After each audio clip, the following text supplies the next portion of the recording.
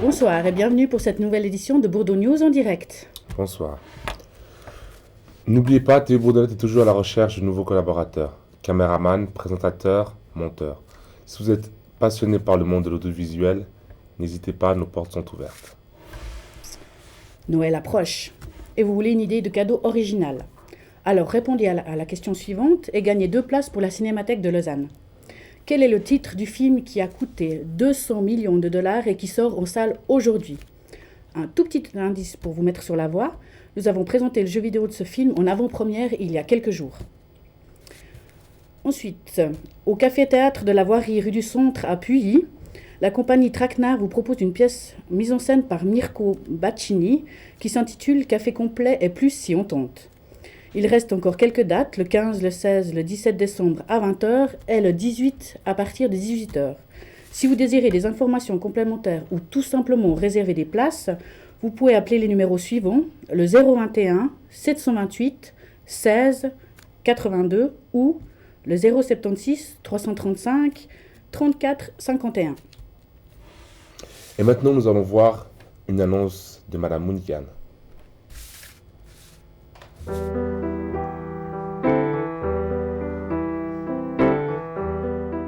Bonjour, messieurs, dames, si je suis là, Télébourdo, aujourd'hui, pour vous présenter des habits, pour le monsieur et pour les enfants, aussi pour des dames. Ces habits, c'est des gens qui partent au Canada, qui vendent ces habits 1 franc jusqu'aux 5 francs. C'est la bonne qualité, s'il vous plaît. Venez nombreuses, vous n'allez pas vous sagrer. C'est la bonne qualité, c'est moi qui vous dis. Au 135. Samedi, les 17 à 3h. Au revoir, venez nombreuses, s'il vous plaît. Ça vaut la peine. Une rencontre a été organisée avec la société de sécurité du quartier Pick-up. Vous allez découvrir les impressions des participants suite à cette soirée. On vient juste de finir cette super réunion avec Pick-up. Qu'est-ce que vous relevez en fait de cette soirée? Alors, la première chose que je relève, c'est qu'il y a vraiment un contentieux qui est important entre les gens de cette entreprise et certaines personnes du quartier, parce que ce n'est pas le cas de tous, et qu'au fond, on a de la peine à s'écouter. On a de la peine à dire les choses et à essayer d'écouter la réponse qui est derrière. Et puis on a aussi de la peine à croire qu'il peut y avoir un changement. C'est positif dans la mesure où on va plus loin, qu'on ne s'arrête pas ici et que ce qui a été demandé, c'est qu'il y ait plus d'informations sur le travail que fait cette entreprise dans le quartier soit donné. Et à ce moment-là, les gens seront plus au clair. Est-ce que c'est nécessaire de bien informer les habitants de ce qu'ils font exactement? Moi, je pense que, comme moi compris, les 3/4 des gens ne savent pas ce que Pick-up fait exactement. On les voit comme une police de proximité, la police qui te colle au parking. Et je pense qu'un tout ménage ou bien simplement par le biais de la télévision locale, leur activité, ça serait vraiment utile. On aurait peut-être un autre regard sur ces gens. Vous pensez que cette soirée était fructueuse et puis qu'est-ce que pourrait être la suite? La première bonne nouvelle, c'est que l'utilité de Pick-up comme société, en tant que société de surveillance n'est pas remise en question. Ça, je crois que c'est important, que les gens adhèrent à ce principe de sécurisation du quartier. Le deuxième constat après, c'est de dire que des remarques qu'on a pu entendre ce soir, il y a certaines plaintes à propos de la manière peut-être dont Pick-up exerce son mandat et surtout dans le contact qu'il a avec, que la société a avec les habitants. Et ces critiques sont peut-être fondées, probablement pour certains. Par contre, je retiens qu'en sens inverse, au niveau de la reconnaissance de l'attitude des habitants à l'égard de Pick-up, les habitants ce soir, ou en tout cas certains d'entre eux, ne voulaient peut-être pas forcément admettre qu'ils pouvaient eux aussi, dans la manière d'aborder Pick-up, être peut-être responsables, entre guillemets, de peut-être ces quelques tensions ou ces situations conflictuelles qu'il peut y avoir parfois avec les représentants de cette société de surveillance. Michel, on a remarqué ce soir qu'en fait c'est toi qui avais le rôle de médiateur. Comment tu as pris ce rôle sur tes épaules? Est-ce que ça a été facile? Tout d'abord, ça fait partie de mon métier, hein, c'est ce rôle de médiateur et d'animateur. C'est animer, c'est donner la vie, c'est essayer de nuancer les choses, de donner la parole. C'est vrai que ce n'est pas toujours simple et j'ai trouvé plus difficile d'animer une séance avec des adultes, je suis un peu fatiguée, des adultes plutôt que des adolescents. Mais je trouve que cette soirée je suis persuadée qu'elle est constructive. Parce que même si les choses ont été dites, pas toujours avec beaucoup de tact, mais ça fait rien, ça a été dit. Et je pense que c'est bien que le personnel de cette assistance de quartier entende les choses de manière claire. Et je suis persuadée aussi qu'il y a des adultes qui ne jouent pas toujours le jeu avec cette assistance. Il y a un effort à fournir dans les deux sens. Est-ce que votre opinion a changé sur les pick-up? Je pense que mon opinion sur les pick-up, elle a changé. Du fait qu'ils sont venus s'exprimer devant nous, donc c'est un signe de vouloir changer. Et puis je pense que c'est très bien. On va dans un bon sens, dans une bonne approche. Et puis je pense que tout le monde va jouer le rôle, va faire sa part des choses. Et puis voilà. Nous vous rappelons que vous êtes cordialement invités à participer à la discussion autour du commentaire « Pas les flics, pas les noirs, pas les blancs » vendredi 16 décembre.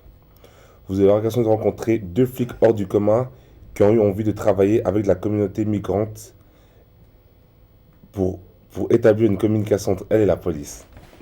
Le but, mieux se comprendre et mieux vivre ensemble. Venez partager vos idées, vous pourrez ainsi aider la police à se défaire de leurs préjugés et ils pourront de leur côté vous aider à vous défaire de vos préjugés. Je le répète, il s'agit d'un échange. Voici tout de suite la bande-annonce du film.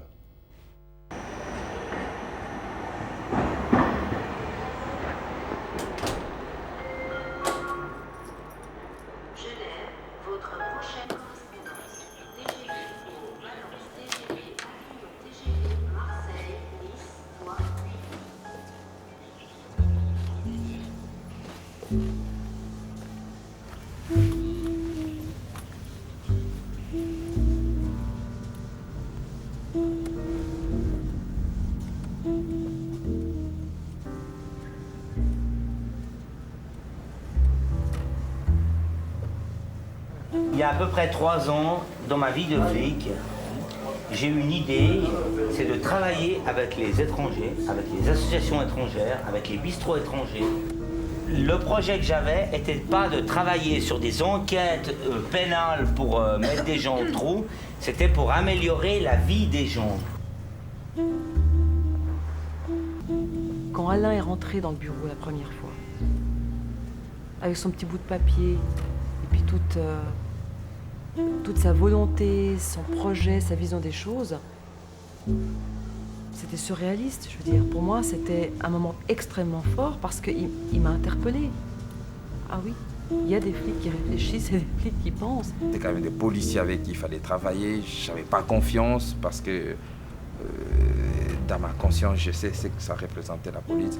Mais tout ce qui pouvait me motiver pour travailler avec eux, c'est que je me disais, ils ont quelque chose à apprendre. On a quelque chose à leur apprendre. Il faut absolument qu'on se mobilise. Pas les flics, pas les noirs, pas les blancs. Tous les hommes de bonne volonté, tous ceux qui veulent faire quelque chose, on doit se mobiliser. Quand on travaille avec une masse de personnes, avec des règlements très stricts, quand tu as une personne qui commence à mettre le doigt sur certains dysfonctionnements ou qui se dit on pourrait penser différemment, c'est sûr que là t'en prends plein la gueule.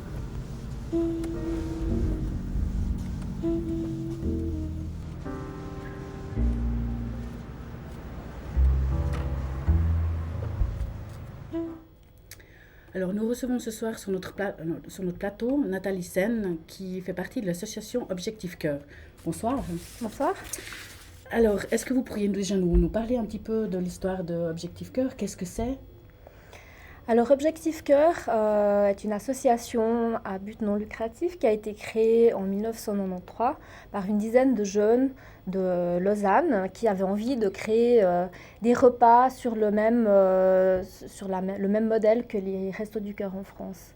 Et le but, c'était de servir des repas chauds pendant les fêtes de Noël à des personnes qui étaient dans le besoin et puis qui se sentaient seules. Est-ce que vous pourriez nous dire aussi en quelques mots comment Objectif Cœur arrive à se financer?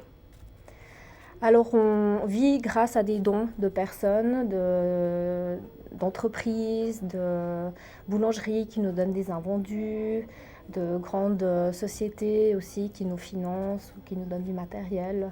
C'est uniquement grâce à des dons et puis grâce à la générosité des gens. En fait, on nous a parlé aussi que vous aviez beaucoup d'animations, des gens qui venaient, des personnalités qui venaient pendant la semaine où vous serviez des repas. Est-ce que vous pourriez nous dire quelques mots? Qu'est-ce que vous avez prévu pour cette année? Alors cette année, nous allons le 25 avoir une soirée de danse, donc une démonstration de danse, et puis un jeune moniteur de danse va donner des cours pendant la soirée. Donc de hip-hop, de danse à la Michael Jackson, enfin plusieurs danses différentes. Ensuite, on va faire un loto qui aura lieu le 30 décembre. Et puis autrement, pendant la semaine, on aura des chanteurs, de la musique traditionnelle, de la danse, un peu de tout. Une question que je me pose, c'est vrai qu'on sait que maintenant on est dans une période qui est difficile. Il y a de plus en plus de monde qui sont justement dans le besoin, qui ont des attentes. Est-ce que vous pourriez nous dire peut-être quelques chiffres pour qu'on se rende compte justement de l'évolution depuis que vous avez commencé à servir des repas? Alors au début d'Objectif Cœur, on servait entre 400 et 600 repas pendant la semaine. Mm-hmm. Et puis, l'année passée, on a servi presque 1600 repas durant la semaine. Donc, il y a une très grande évolution, enfin une très grande progression de la fréquentation des repas. Et puis, on sent qu'il y a vraiment toutes sortes de personnes qui viennent, des gens qui sont seuls, qui ont personne, qui n'ont plus de famille, mais aussi des gens qui se trouvent de plus en plus démunis aussi face au stress, face au chômage, aux problèmes qu'on rencontre de plus en plus tous les jours. Est-ce qu'il y a plutôt une certaine couche de la société qui est touchée? Est-ce que c'est aussi plus des jeunes? Est-ce que c'est plus des personnes âgées? Il y a vraiment de tout. Il y a autant de jeunes, même des adolescents qui se trouvent assez démunis, des jeunes adultes. Il y a beaucoup de familles qui viennent avec les enfants, des familles nombreuses, et même des personnes âgées, des personnes qui parfois nous disent qu'ils n'ont pas forcément de problèmes d'argent, mais qui se sentent seuls parce qu'ils n'ont plus de famille, etc. Et puis ils trouvent un peu de chaleur au repas du bonheur. Alors, maintenant qu'on sait un petit peu tout ça, est-ce que vous pourriez peut-être nous dire comment on peut faire pour vous aider? Est-ce que vous avez besoin de bénévoles? Est-ce que vous avez besoin d'argent? Est-ce que vous avez une adresse ou un numéro de téléphone peut-être où les gens peuvent vous atteindre si ils ont été touchés par ce que vous avez dit? Alors, chaque année, on a besoin de bénévoles pour nous aider à servir les repas. Bon, pour cette année, on est déjà complet parce qu'on a eu un succès énorme. On cherche encore quelques bénévoles pour nous aider pour le coin enfant, parce qu'il y a un coin enfant, on fait des bricolages, on fait des jeux avec les enfants. Et puis, autrement, vous pouvez nous contacter sur www.objectifcoeur.ch, donc c'est notre site internet où il y a plein d'informations. Et puis, autrement, on a un numéro gratuit de téléphone qui est actif du 1er au 30 décembre. C'est le 0800 800 242. Okay. Peut-être juste encore une petite précision. Si des gens se trouvent justement dans le besoin ou ont envie de venir justement chercher cette chaleur humaine que vous nous parlez, où est-ce qu'ils peuvent se rendre du 24 au 31 décembre? Alors, les repas ont lieu à la grande salle d'Entrebois à Bellevaux. Donc du 24 au 30 décembre. Le 31 décembre, on ne fait plus rien. Et puis, les gens peuvent nous appeler si jamais, toujours au 0800 800 242. On fait aussi des transports gratuits, on vient chercher les gens dans la mesure du possible. Parfois, on a beaucoup de demandes, donc les fourgons sont assez vite pleins, mais tout le monde est bienvenu. Alors, merci beaucoup. Merci à vous. Le 8 décembre, Madame Mounigan nous a organisé le Noël de Madame Mounigan avec les enfants du quartier. Voici les images. Vive le vent, vive le vent, vive le vent d'hiver, qui s'en va de Corsican, donne à nos grands-mères.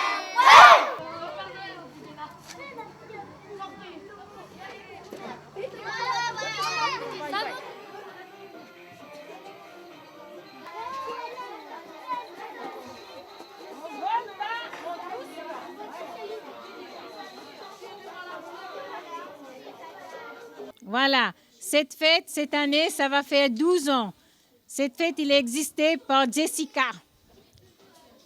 Je prends les souffles parce que c'était ma fille. Elle était docteur en physique, elle est décédée avec une erreur médicale. Elle adore les enfants. Alors, après sa mort, j'ai respecté elle, comme elle avait beaucoup aimé les enfants. Moi, je suis tout seule. Vous voyez, une simple femme, 60 ans. Alors, je garde son amour dans mon cœur, que je fais cadeau à tous ses enfants.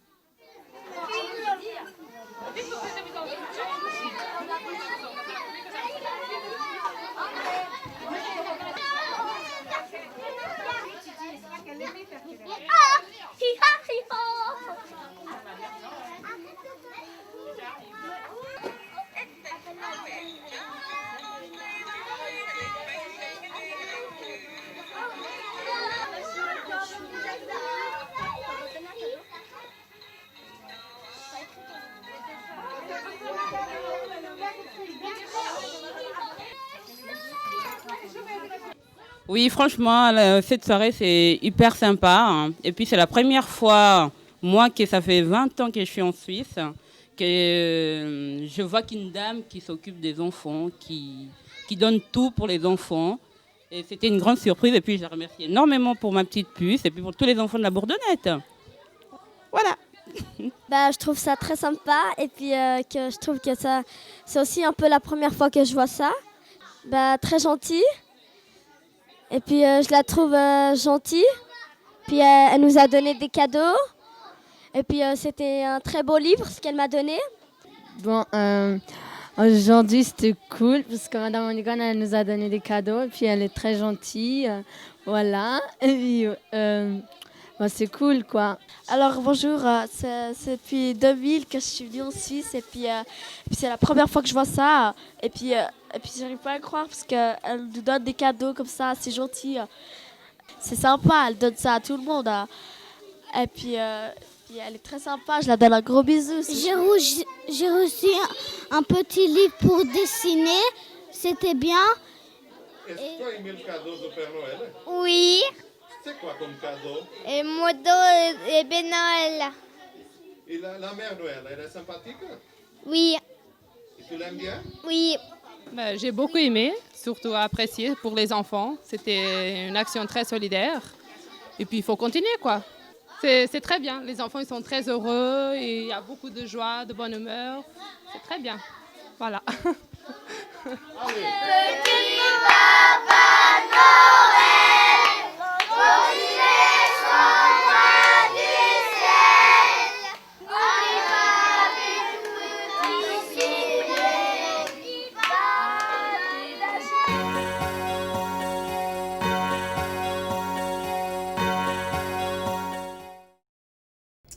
Et retrouvons tout de suite les résultats sportifs de la semaine avec Maurice.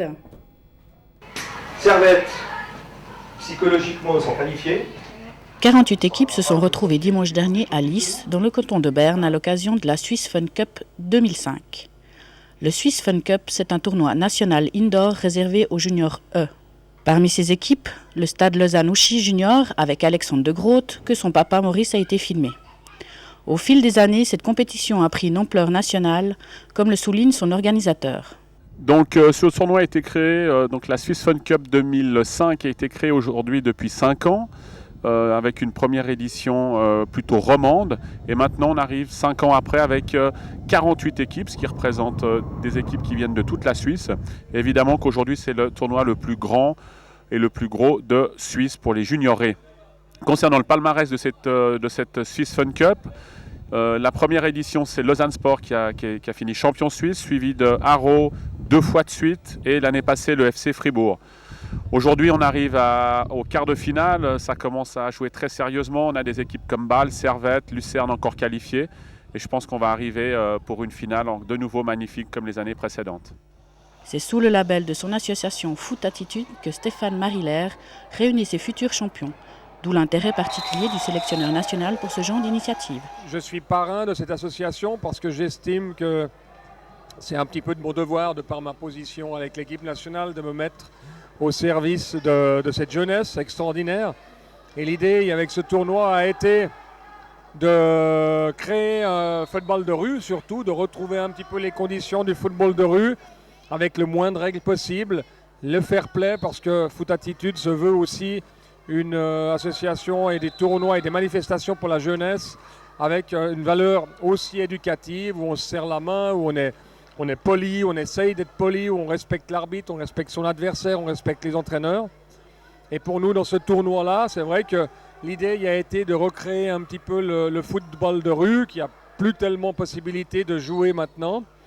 Et l'objectif a été évidemment d'essayer de réunir toutes les équipes, ou en tous les cas la majeure partie des équipes de Ligue nationale, que ce soit de Challenge League ou de Super League, plus des Premières Ligues, pour faire un tournoi très attrayant où les gens font un magnifique plaisir à jouer contre les bandes. C'est très spectaculaire, ça va vite.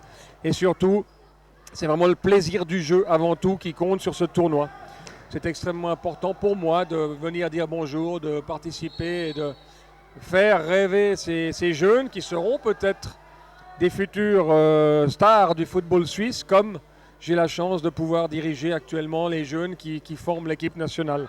Autre particularité, la taille réduite du terrain qui correspond au terrain multisport standard, qui voit le jour dans de nombreuses communes, et surtout comme celui prévu dans les aménagements prochains de la Bourdonnette.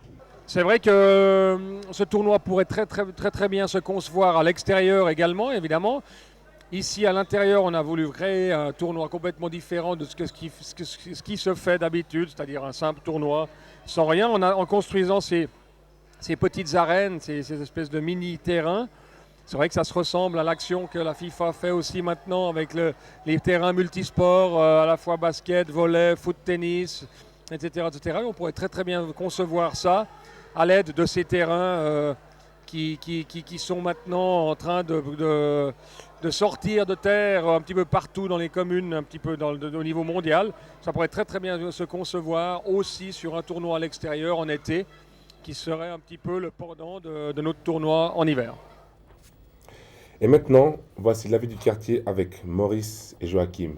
Nous vous rappelons qu'à la fin du TJ, le reportage sera passé dans son intégralité. Voici les images.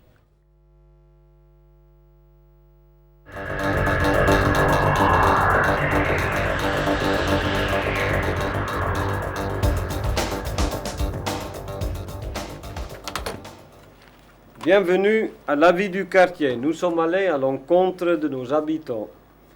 Nous leur avons posé 3 questions. Qu'est-ce que vous pensez de nos chiens? Qu'est-ce que vous pensez du nouveau emplacement du parc à chiens? Est-ce qu'on a pensé aux personnes âgées? Le nouvel emplacement, j'ai regardé ça l'autre jour. J'ai l'impression que oui, ça va donner beaucoup de place. Mais il y a un problème qui me chatouille un peu. C'est que je l'ai regardé avec l'éclairage du soir. Sous la neige, ça avait l'air d'être éclairé partout. Et puis hier soir, en y retournant, il n'y a plus de neige. Et je m'aperçois qu'au fond, l'éclairage manque complètement. Parce que un propriétaire de chiens, de petits chiens par exemple, qui arrive, doit pouvoir se rendre compte s'il y a un molosse qui est lâché, un chien qui pourrait attaquer. Et ça, je pense qu'il faudra poser le problème d'un éclairage supplémentaire. Quelqu'un qui a un chien doit avoir la faculté de marcher. Voilà. Sinon, il ne faut pas avoir un chien. Parce que quelqu'un qui ne peut pas marcher, qui a un chien, ça ne va pas. Le chien, il faut le mettre dehors. Voilà. Moi, je connais beaucoup de monde, des personnes âgées qui confient donc la sortie du chien à d'autres personnes. Hein. Donc ils pourraient bien continuer à faire ça, pourquoi pas, c'est une bonne idée. Il y a des personnes, des jeunes qui se prodiguent ou bien même des bénévoles qui le feraient, pourquoi pas. Moi je pense que c'est aussi une très bonne idée. Instituer un service pour les personnes âgées par exemple, ça serait aussi bien.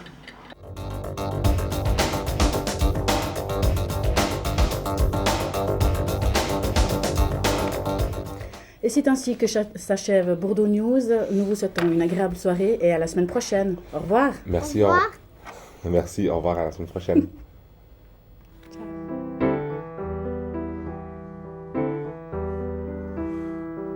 Fred était comme un équilibriste, un mec pas banal qui aimait les risques assez grands ou noirs.